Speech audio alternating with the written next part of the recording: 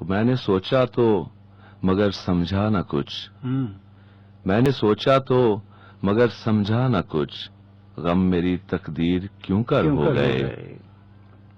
اور مختار ہے کہ خار تو تھے خار ہم نے زین اگر، خار تو تھے خار ہم نے زین اگر، پھول بھی چھوئے تو خنجر ہو گئے، کیا بات ہے۔ اور جب سے جانم تم ستمگر ہو گئے۔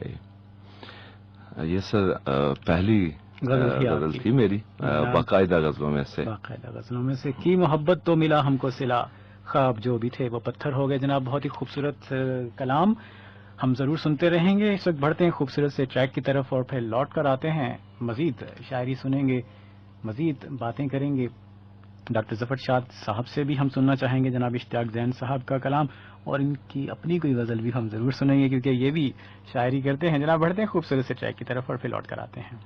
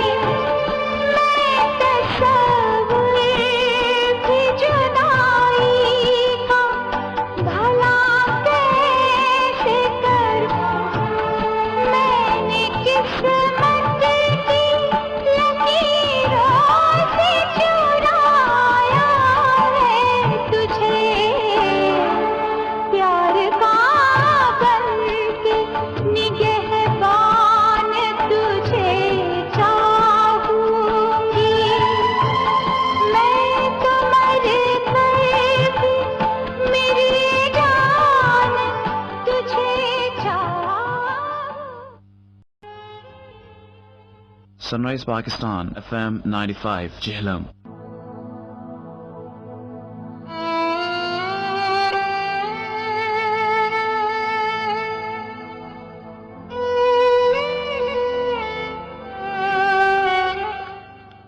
عشق جب جب نڈھال دیکھا ہے، حسن بھی پرملال دیکھا ہے، اور تیری یادوں کی چاندنی کے طفیل ہجر مثل وصال دیکھا ہے۔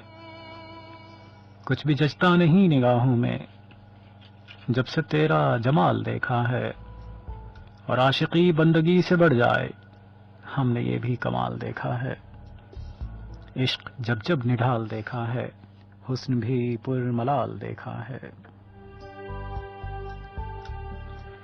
سن رائز ایف ایم 95 کے اسٹوڈیو میں کہتے ہیں جناب آپ سب کو خوش آمدید۔ میں آپ کا میزبان محمد لائق، اور آج ہمارے ساتھ موجود ہیں کالا گجرا کے شاعر جناب اشتیاق زین صاحب، جو 12 سال سے انگلینڈ میں مقیم ہیں۔ خوبصورت پوئٹری کی کتاب کے خالق عشق آتش مزاج ہے جانا، ان سے ہماری گفتگو ہو رہی ہے۔ ہمارے ساتھ آج اسٹوڈیو میں موجود ہیں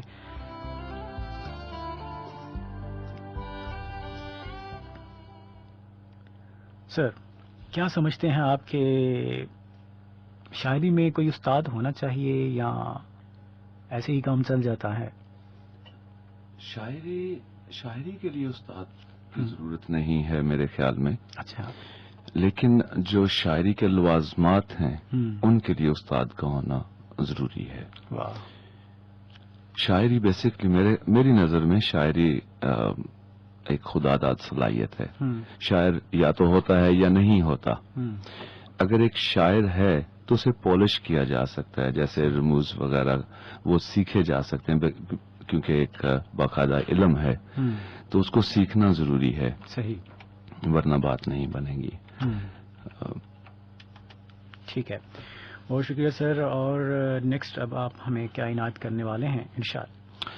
ایک نظم ہے، آزاد نظم ہے جی، عنوان ہے آرزو ناتمام۔ واہ، عرض کیا ہے، اگر شاعر جو میں ہوتا، اگر شاعر جو میں ہوتا تو لکھتا ایک غزل ایسی، میں تیرے حسن کی توصیف میں جانا۔ زمانہ رشک کرتا جس پہ صدیوں تک، حسینائیں حسد کی آگ میں جلتی، تیرے دیدار کے دائی کبھی ہوتے جو مایوس تجلی، تو میری تحریر کو پڑھ کر تصور ہی تصور میں تیرا دیدار پا جاتے۔ واہ، مصور گھر میں ہوتا تو میں چنتا پھول سب تازہ، ملا کر چاند کی کرنیں انہیں پھر گھومتا جھرنوں کے پانی میں، بنا کر پھر تیری تصویر جانے جاں، سجاتا یوں شب روشن کے تاروں سے واہ، کہ جو بھی دیکھتا اس کو تجھے ہی روبرو پاتا۔ واہ، مگر